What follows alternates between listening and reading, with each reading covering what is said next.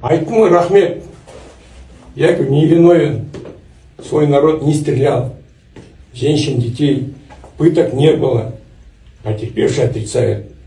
У меня все. Рахмет. Правоохранительным органам и армии мною дан приказ открывать огонь на поражение без предупреждения.